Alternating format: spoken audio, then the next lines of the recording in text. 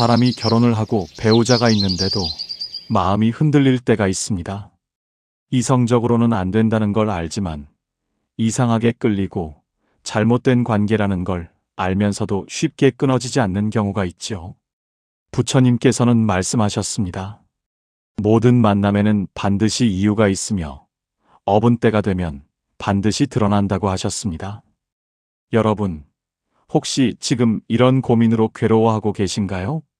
아니면 가족 중 누군가가 이런 문제로 고통받고 있습니까? 이 마음의 소용돌이는 단순한 감정 문제가 아닙니다. 전생에서 미처 정리하지 못한 업의 흔적이 다시 나타난 것입니다. 오늘은 불륜으로 맺어진 인연이 왜 이렇게 강하게 끌리는지, 그 뒤에 숨은 전생의 4가지 업보에 대해 말씀드리겠습니다.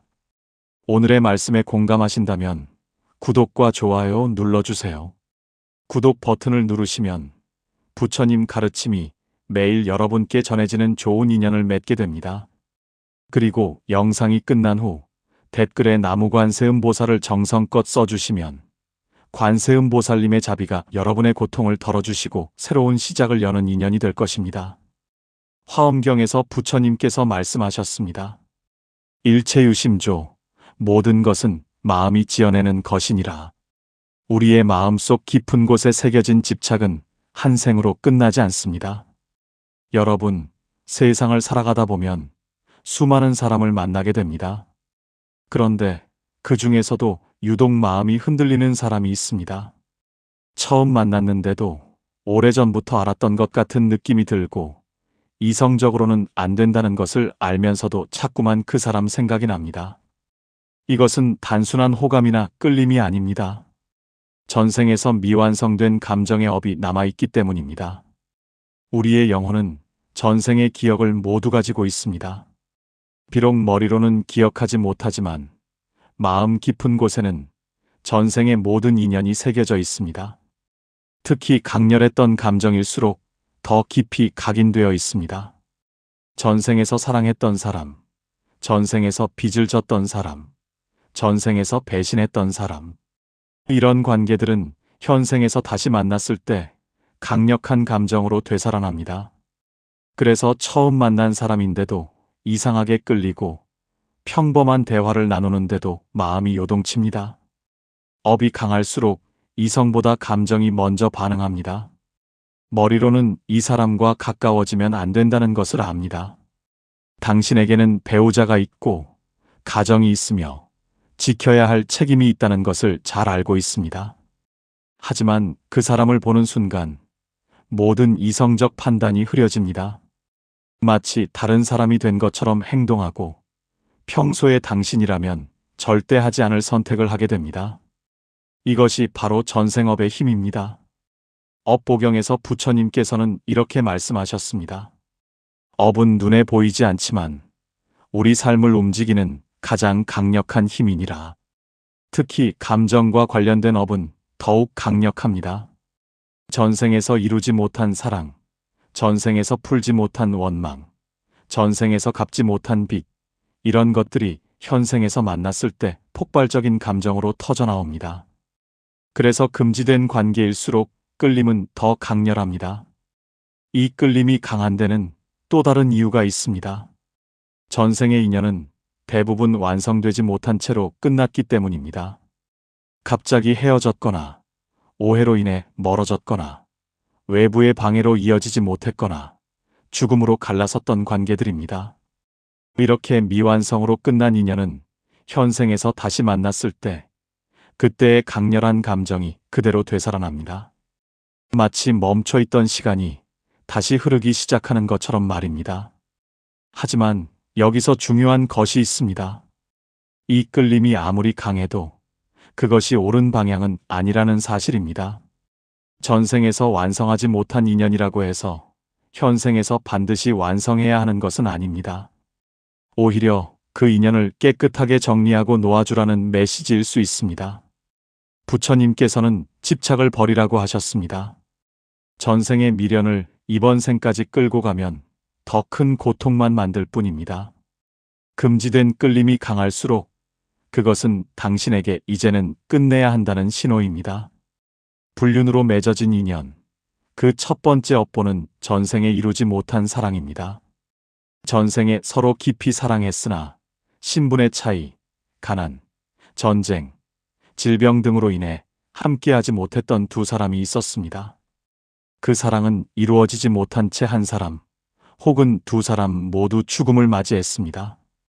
그런데 그 마음속 깊은 곳의 집착과 갈망은 사라지지 않았습니다.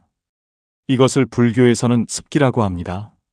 습기는 마치 오랜 향기처럼 우리의 의식에 깊이 새겨져 다음 생으로 이어집니다. 고려 말 나홍선사의 제자였던 한 스님의 이야기가 전해집니다. 그 스님은 전생의 양반가의 규수와 사랑에 빠졌던 가난한 선비였습니다. 두 사람은 서로 깊이 사랑했지만 신분의 벽을 넘을 수 없었습니다.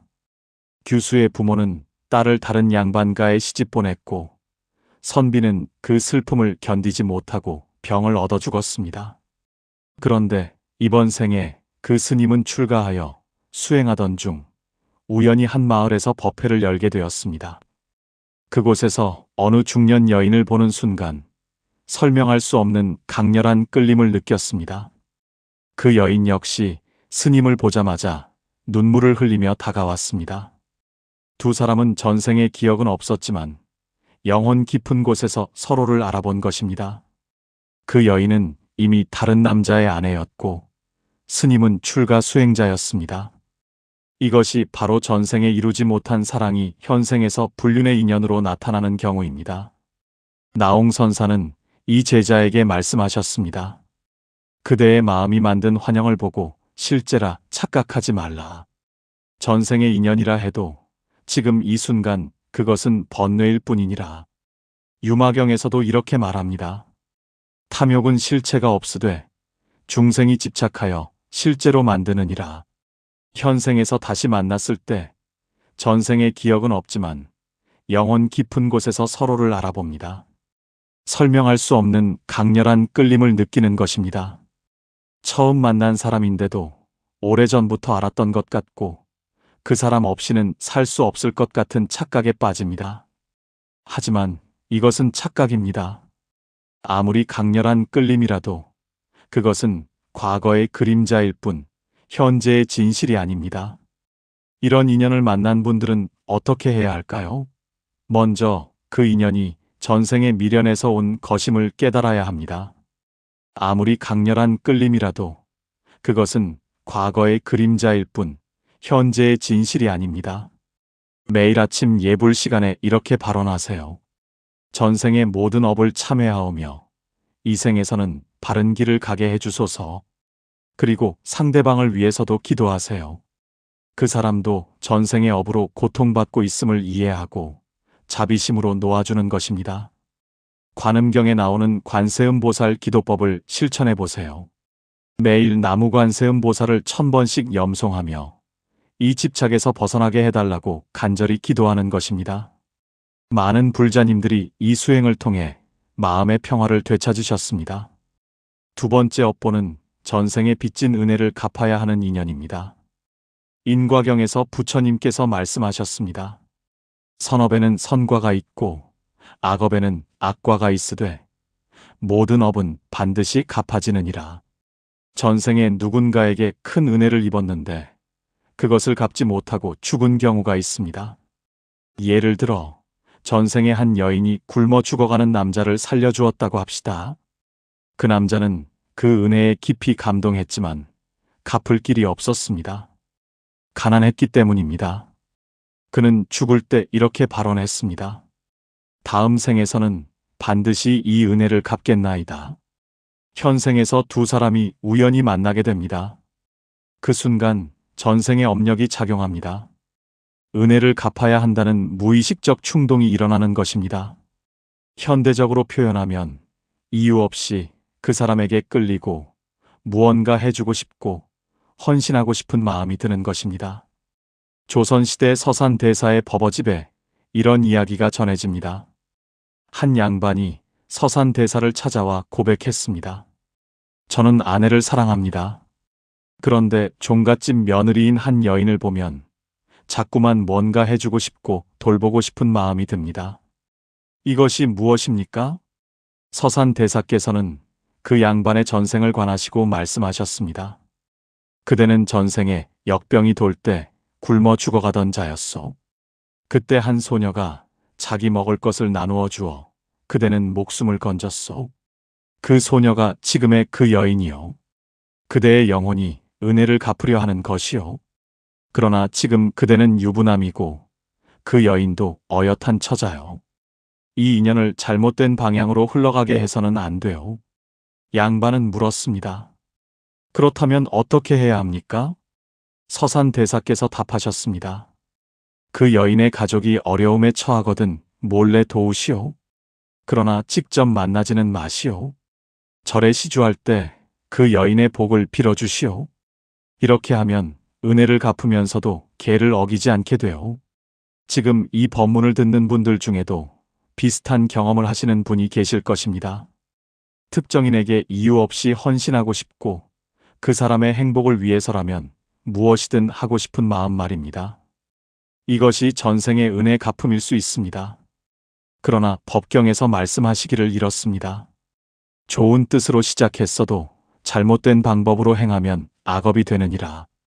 은혜를 갚는다는 명분으로 불륜을 정당화해서는 안 됩니다. 대신 이렇게 하세요. 그 사람을 위해 매일 천수경을 독송하세요. 천수경의 공덕을 그 사람에게 회양하는 것입니다. 또한 그 사람의 이름으로 절에 쌀이나 기름을 시주하세요. 직접 만나지 않아도 은혜를 갚을 방법은 얼마든지 있습니다. 진정한 은혜 갚음은 상대방을 고통에 빠뜨리지 않는 것입니다. 세 번째 업보는 원한과 복수의 업이 뒤바뀐 것입니다. 업보경에서 부처님께서 말씀하셨습니다. 한 생에서 원수였던 자들이 다음 생에서는 서로 사랑하는 사이가 되기도 하느니라. 이것은 매우 복잡한 업의 작용입니다. 전생에 한 사람이 다른 사람에게 큰 해를 끼쳤습니다. 재산을 빼앗거나 사랑하는 사람을 빼앗거나 심지어 목숨을 빼앗은 경우도 있습니다. 피해를 입은 사람은 깊은 원한을 품고 죽었습니다. 그 원한의 에너지는 사라지지 않고 다음 생으로 이어집니다. 그런데 여기서 놀라운 일이 벌어집니다. 원한의 업력이 너무 강하면 그것이 집착으로 변하는 것입니다. 미워하다 못해 그 사람에게서 눈을 뗄 수 없게 되고 그것이 현생에서는 사랑으로 착각되는 것입니다. 고려말 태고선사의 어록에 이런 이야기가 있습니다. 한 남자가 있었는데 아내가 있음에도 다른 여인과 관계를 맺었습니다. 그 여인은 원래 남자의 아내를 미워하던 사람이었습니다. 태고선사께서 두 사람의 전생을 관하시니 이러했습니다.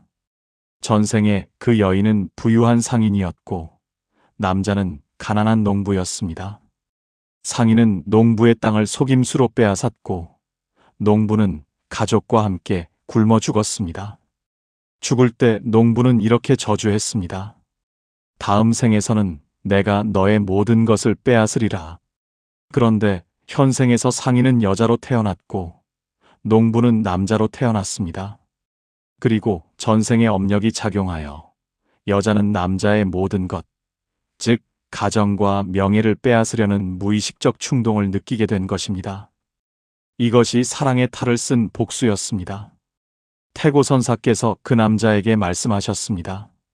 그대가 느끼는 사랑은 사랑이 아니라 전생의 빚을 갚는 고통이요. 그 여인도 진정으로 그대를 사랑하는 것이 아니라 전생의 원한을 갚으려는 것이요. 이 관계가 계속되면 그대는 모든 것을 잃게 될 것이요. 남자가 물었습니다. 어찌하면 됩니까? 태고선사께서 답하셨습니다. 진심으로 참회하고 그 여인을 위해 기도하시오. 그리고 그 여인에게서 떠나시오. 떠나는 것이 진정으로 빚을 갚는 길이요. 금강경에서 말씀하시길 이렇습니다. 과거 신불가득, 현재 신불가득, 미래 신불가득. 과거의 마음도 잡을 수 없고 현재의 마음도 잡을 수 없고 미래의 마음도 잡을 수 없느니라. 전생의 원한도 실체가 없는 것입니다. 지금 이 순간 놓아버리면 그것으로 끝입니다. 만약 여러분께서 누군가와의 관계가 자꾸 파괴적으로 흘러간다면 이것을 의심해 보세요. 진정한 사랑은 서로를 성장시키고 평화롭게 합니다. 그러나 전생의 원한이 뒤섞인 인연은 서로를 파괴합니다. 이럴 때는 즉시 그 관계에서 벗어나야 합니다. 그리고 100일 동안 매일 지장경을 독송하며 참회하세요. 지장보살님께서 모든 업장을 소멸시켜 주실 것입니다. 네 번째 업보는 가족에게 저지른 죄업의 되갚음입니다. 지장경에서 부처님께서 말씀하셨습니다. 선업도 악업도 반드시 그 과보를 받느니라. 전생에 자신의 가족을 소홀히 하거나 배신한 사람이 있습니다. 아내를 버리고 다른 여자에게 간 남자, 남편을 배신하고 다른 남자와 도망간 여자, 부모를 버리고 정욕을 따라간 자식 등입니다. 이들은 그 업보를 피할 수 없습니다. 다음 생에서 비슷한 상황을 겪게 됩니다. 그런데 입장이 바뀝니다. 전생에 버림받았던 사람이 이번 생에서는 버리는 사람이 되고, 전생에 버렸던 사람이 이번 생에서는 버림받는 사람이 됩니다. 이것이 업의 평등함입니다. 조선시대 서산대사의 제자였던 사명대사의 기록에 이런 이야기가 있습니다. 한 양반이 사명대사를 찾아와 말했습니다. 저는 훌륭한 아내와 행복하게 살고 있었습니다. 그런데 최근 한 기생을 만나고부터 아내가 눈에 들어오지 않습니다. 그 기생과 함께 살고 싶어 아내를 버리려 합니다. 이것이 무엇입니까? 사명대사께서 그 양반의 전생을 관하시고 말씀하셨습니다. 그대의 전생을 보니 이러하오. 전생에 그대는 가난한 농부의 딸이었소. 어릴 때 한 부유한 상인의 아들과 혼인했소. 처음에는 사랑했으나 세월이 지나면서 부유함에 실증이 났소. 그러다 한 멋진 선비를 만나 사랑에 빠졌소. 그대는 남편과 아이들을 버리고 그 선비와 도망쳤소. 남편은 그 충격으로 세상을 원망하다 죽었소.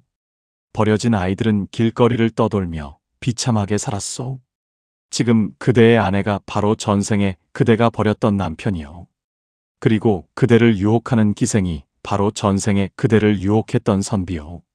전생에 그대는 가족을 버리고 정욕을 따랐소. 이제 그 업보를 받는 것이요.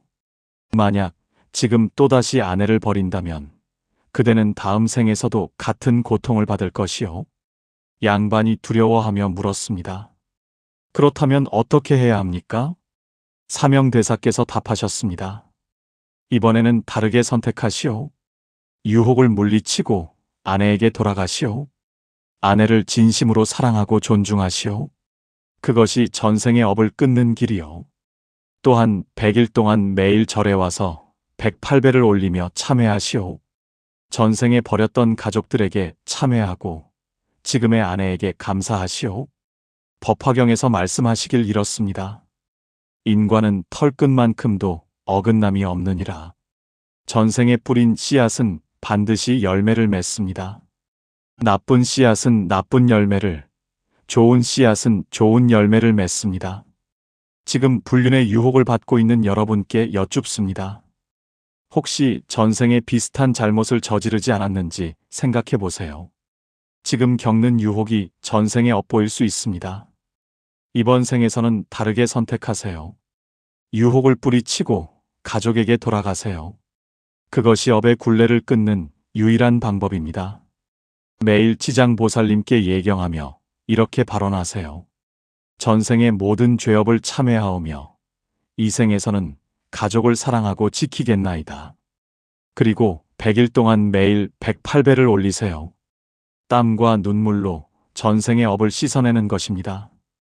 여러분, 여기까지 4가지 전생의 업보를 살펴보았습니다. 전생의 인연이 끌어온 감정이라 해도 현생의 선택 책임은 온전히 지금의 나에게 있습니다. 전생의 업이 이끌어온 만남일지라도 지금 무엇을 선택하느냐가 진짜 업을 만듭니다. 이것을 명심하십시오. 불륜으로 맺어진 인연을 끊어야 하는 이유는 명확합니다. 이것은 사랑의 연결이 아니라 업의 연결이기 때문입니다. 부처님께서는 말씀하셨습니다. 잘못된 인연을 붙잡고 있으면 현생의 복이 타버린다. 불륜 관계를 계속 유지할수록 업은 더 크게 쌓이고 당신의 삶은 점점 더 무너져 내립니다. 처음에는 한순간의 실수나 작은 일탈처럼 보이지만 시간이 지날수록 그 대가는 기하급수적으로 커집니다. 먼저 자신에게 오는 고통이 있습니다. 불륜 관계를 지속하는 동안 당신은 진정으로 행복할 수 없습니다. 상대방과 함께 있어도 마음 한구석에는 항상 죄책감이 자리하고 있습니다. 배우자를 속이고 있다는 죄책감, 가족을 배신하고 있다는 죄책감, 잘못된 길로 가고 있다는 죄책감이 당신을 괴롭힙니다. 그런 마음으로는 어떤 일도 제대로 할 수 없습니다. 배우자에게 가는 고통도 큽니다. 비록 배우자가 아직 모르고 있다 해도 업의 기운은 전달됩니다. 배우자는 무언가 잘못되었다는 것을 본능적으로 느낍니다. 그리고 언젠가 진실이 밝혀지는 날에는 배우자가 받을 상처는 헤아릴 수 없이 큽니다. 평생 함께한 사람에게 배신당했다는 충격, 자신을 속였다는 배신감, 가정이 무너졌다는 절망감이 배우자를 무너뜨립니다. 상대방에게도 고통을 줍니다. 불륜 관계에서는 두 사람 모두 상처를 받습니다. 결국에는 사랑했던 감정마저 증오로 변하고 서로에게 깊은 상처만 남긴 채 헤어지게 됩니다. 자녀들에게도 업이 전달됩니다. 부모의 업은 자녀에게까지 영향을 미칩니다. 비록 자녀가 직접 알지 못한다 해도 집안의 기운이 흐트러지면 자녀들도 불안정해집니다. 그래서 이 인연은 반드시 끊어야 합니다. 지금 당장 고통스럽더라도 끊는 것이 장기적으로는 당신을 구원하는 길입니다. 그렇다면 어떻게 끊어야 할까요? 첫째, 감정보다 삶 전체를 기준으로 판단하십시오. 불륜에 빠진 사람은 지금 이 순간의 감정에만 사로잡혀 있습니다. 하지만 한 발 뒤로 물러서 당신의 삶 전체를 보십시오. 가족이 있고 일이 있고 책임이 있습니다. 둘째, 충동 앞에서 한 발 물러나십시오. 상대방을 만나고 싶은 충동이 일어날 때 바로 행동하지 마십시오. 잠시 멈추고 심호흡을 하며 이 감정이 지나가기를 기다리십시오. 부처님께서는 말씀하셨습니다. 집착에서 벗어나는 첫걸음은 자각이니라. 셋째, 죄책감이 아닌 담담한 단절입니다.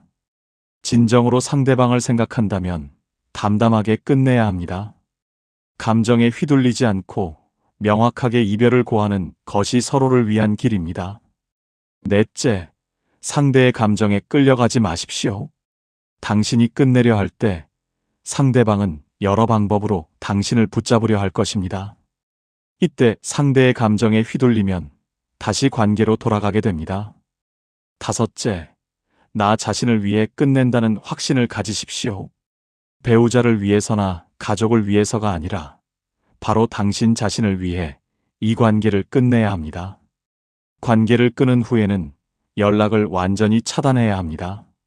전화번호를 지우고 메시지를 차단하며 만날 수 있는 장소를 피하십시오. 부처님께서 주신 수행법을 실천하십시오. 매일 아침 예불 시간에 이렇게 발언하세요. 전생의 모든 업을 참회하오며 이 생에서는 바른 길을 가게 해주소서. 그리고 상대방을 위해서도 기도하세요. 그 사람도 전생의 업으로 고통받고 있음을 이해하고 자비심으로 놓아주는 것입니다. 관세음 보살을 1000번씩 염송하며 이 집착에서 벗어나게 해달라고 간절히 기도하십시오. 나무관세음 보살, 나무관세음 보살, 나무관세음 보살을 마음 깊이 염송하십시오. 반야심경에서 말씀하시길 이렇습니다.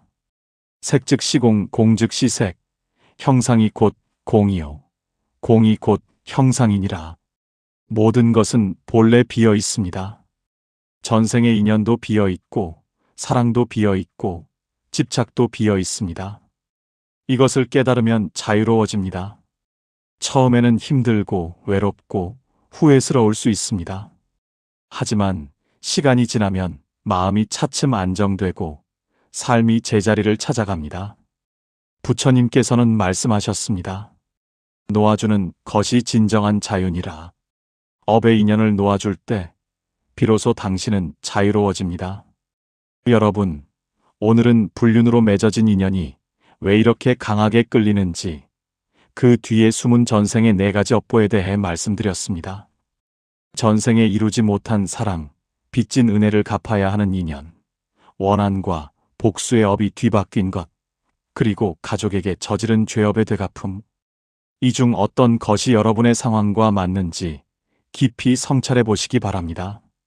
하지만 다시 한번 명심하십시오. 전생의 인연이 끌어온 감정이라 해도 현생의 선택 책임은 온전히 지금의 나에게 있습니다. 전생의 업이 이끌어온 만남일지라도 지금 무엇을 선택하느냐가 진짜 업을 만듭니다. 아무리 전생의 업이라 해도 현생에서 잘못된 선택을 하면 더 큰 업을 짓게 됩니다. 불륜은 자신뿐만 아니라 배우자, 자녀, 상대방의 가족 등 수많은 사람에게 고통을 줍니다. 그 고통은 또다시 악업이 되어 다음 생에 되돌아옵니다. 이 악순환을 끊어야 합니다. 부처님께서는 우리에게 이미 모든 해답을 주셨습니다. 잘못된 인연을 담담하게 끊고 참회하고 정진하고 자비심을 내면 반드시 이 고통에서 벗어날 수 있습니다. 금강경에서 말씀하시길 이렇습니다. 과거 신불가득, 현재 신불가득, 미래 신불가득. 과거의 마음도 잡을 수 없고 현재의 마음도 잡을 수 없고 미래의 마음도 잡을 수 없느니라. 전생의 원한도 실체가 없는 것입니다. 지금 이 순간 놓아버리면 그것으로 끝입니다. 오늘 이 법문이 고통받는 모든 분들께 작은 위로가 되기를 바랍니다. 여러분의 용기를 응원합니다. 반드시 이겨낼 수 있습니다. 부처님의 가피가 함께 하실 것입니다. 오늘의 말씀에 공감하셨다면 구독과 좋아요 눌러주시고 댓글에 나무관세음보살을 정성껏 써주세요. 관세음보살님의 자비가 여러분의 고통을 덜어주시고 마음의 평안을 찾게 해주실 것입니다. 그 한 글자 한 글자가 여러분의 선업이 되어 좋은 일의 시작이 될 것입니다.